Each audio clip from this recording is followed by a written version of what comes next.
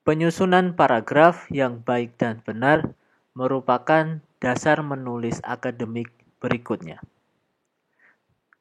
Teman-teman, ketemu lagi di serial video dasar menulis akademik yang kelima.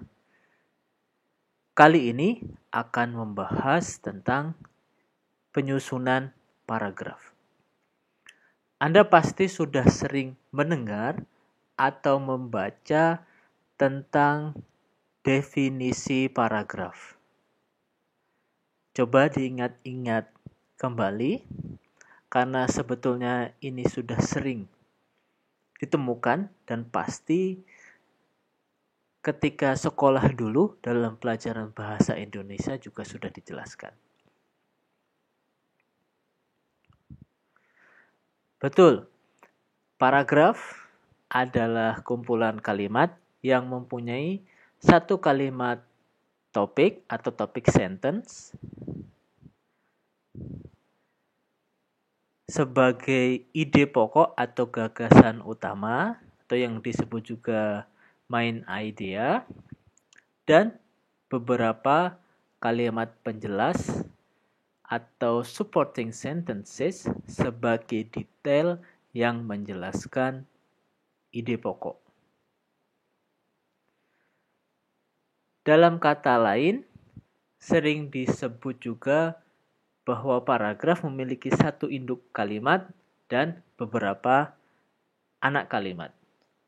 Mungkin definisi itu tadi yang teman-teman bayangkan dari yang sudah didapat ketika sekolah dulu. Kesimpulan bisa ditambahkan pada setiap akhir paragraf jika dibutuhkan. Jadi ini sifatnya opsional. Paragraf dapat dikatakan baik dan benar jika penyusunannya sudah terdiri dari beberapa komponen ini, teman-teman. Jadi terdiri dari satu kalimat topik, beberapa kalimat penjelas, dan kesimpulan jika sekiranya dibutuhkan. Kedengarannya sepele dan sudah sering teman-teman dengar formulanya, tapi pada kenyataannya, mohon maaf, saya sering menemukan ketika mereview artikel jurnal, penyusunan paragrafnya masih berantakan, tidak berdasarkan format yang berisi komponen-komponen ketiga ini.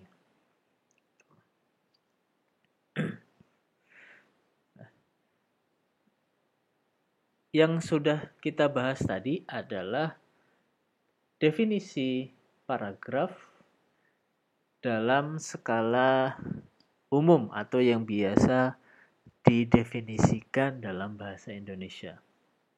Sedangkan dalam penulisan akademik, paragraf itu bukan dilihat hanya sebatas susunan kalimat topik dan kalimat penjelas yang dilengkapi dengan kesimpulan, melainkan lebih dilihat sebagai mini essay atau essay mini yang bermula dan berakhir pada satu topik tertentu.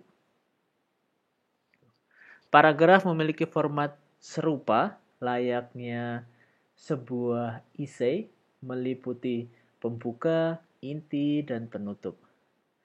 Mengetahui kesamaan antara paragraf dengan essay dapat memberikan gambaran besar kepada teman-teman terhadap bentuk produk penulisan akademik. Kesamaan keduanya akan dibahas lebih lanjut di video yang lainnya, di video berikutnya. Sabar ya teman-teman, tenang saja. Setelah beberapa video nanti Anda akan menemukannya. Sekarang Saya ingin menjelaskan terlebih dahulu sebelum masuk pada contoh bagaimana kita bisa menyusun paragraf yang baik supaya tulisan itu asyik, menarik, dan yang lebih penting terasa lebih akademik, yaitu kuncinya sangat sederhana teman-teman, dengan mulai menerapkan variasi kalimat. Nah, tadi sebelumnya kita sudah membahas penulisan kalimat. Ada kalimat sederhana, ada kalimat gabungan, ada kalimat kompleks, dan kalimat campuran. Nah, di video sebelumnya itu tadi, saya berjanji bagaimana menerapkan variasinya dalam sebuah paragraf. Caranya cukup sederhana, yaitu tulis kalimat topik dalam bentuk kalimat sederhana. Jadi, kalimat topiknya ini atau topik sentence-nya ditulis dalam bentuk kalimat sederhana. Baru kemudian lakukan variasi bentuk kalimat pada beberapa kalimat penjelasnya. Jadi, teman-teman, kalimat topik yang berlaku sebagai gagasan utama harus ditulis dalam bentuk sesederhana mungkin. Hindari menggunakan kalimat gabungan dan kompleks untuk menuliskan gagasan utama. Sebaliknya, lakukan aneka variasi kalimat pada beberapa kalimat penjelas dan diperhalus transisinya dengan konjungsi atau kata penghubung. Nih kita ketemu istilah baru nih, konjungsi atau kata penghubung. Tetap tenang, nanti akan ada satu video yang membahas khusus tentang konjungsi atau kata penghubung ini. Supaya lebih jelas, teman-teman, mari kita mulai melihat pada contoh berikut ini. Saya sudah berikan kalimat topik yang berwarna oranye disertai dengan, sekarang saya akan menjelaskan di sini, tadi belum saya jelaskan, sengaja dulu, disertai dengan ide pengontrol atau controlling idea yang berwarna merah marun. Ini salah satu kuncinya, bahwasanya kalimat topik itu akan lebih baik berbentuk sangat spesifik dengan memberikan ide pengontrol atau controlling idea. Nah, di sini contohnya kalimat topiknya bekerja dari rumah, controlling idea-nya memiliki kekurangan dan kelebihan. Sedangkan beberapa kalimat penjelasnya pasti teman-teman sudah membayangkan, karena pengontrolnya itu kekurangan dan kelebihan bekerja dari rumah, makanya kalimat penjelasnya harus berkaitan dengan itu. Silahkan dapat dibaca terlebih dulu dengan seksama.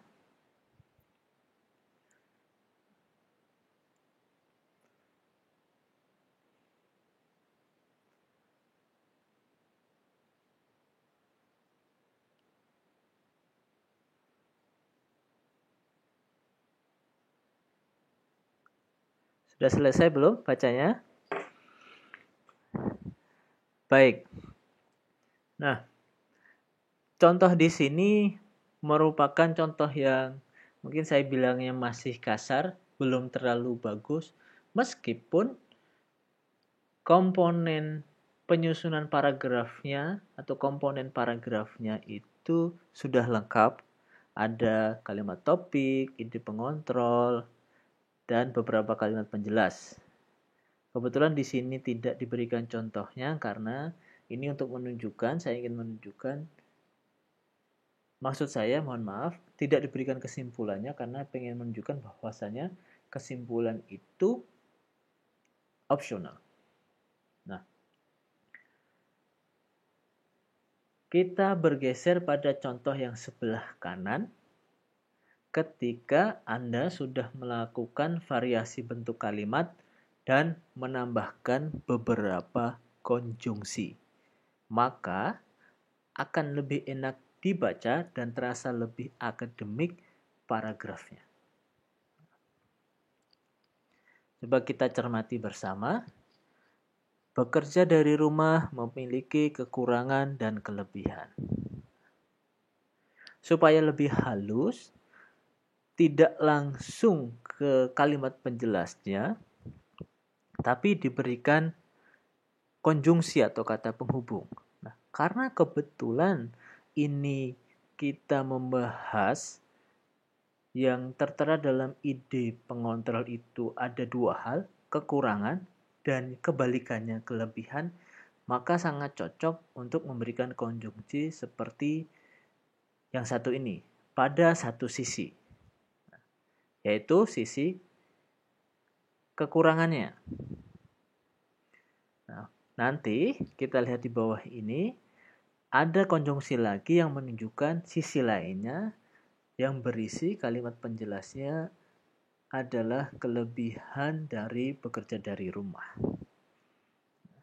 Selain itu, kalimat ditulis bukan hanya dalam bentuk kalimat sederhana, namun sudah menjadi kalimat kompleks. Jadi, bekerja dari rumah menjadikan jadwal kerja tidak begitu jelas, sehingga karyawan harus membuat jadwal jam kerja sendiri. Tidak semuanya harus kalimat kompleks atau gabungan.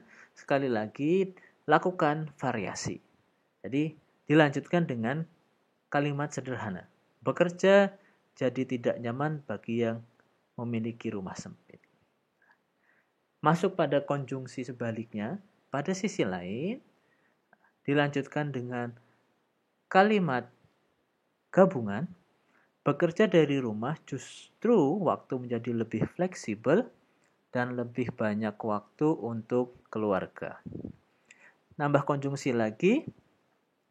Selain itu, bekerja dari rumah bukan hanya dapat menghemat pengeluaran untuk biaya transportasi, tetapi juga menghemat biaya operasional kantor. Nah, ini sudah kita masuk seperti memberikan kolokasi. Jadi, bukan hanya ini pasti ketemu dengan tetapi juga. Seperti dalam bahasa Inggris, not only pasti habis itu ketemunya but also atau but bla bla bla as well. Terakhir, supaya lebih lengkap, saya berikan contoh kesimpulannya. Kekurangan dan kelebihan ini perlu dipertimbangkan sebelum menerapkan kebijakan bekerja dari rumah. Demikian teman-teman tentang penyusunan paragraf. Semoga cukup bisa dipahami meski videonya menjadi sedikit lebih panjang. Untuk penjelasan lebih lanjut, kembali saya informasikan teman-teman bisa membuka blog saya 13.wordpress.com. Silahkan menuju menu pojok kanan atas, di situ tertulis academic writing. Ketika diklik, Anda akan menemukan banyak postingan yang membahas tentang strategi, cara-cara, dasar-dasar dalam menulis akademik. Semoga bermanfaat. Sampai bertemu di serial video dasar menulis akademik yang lainnya.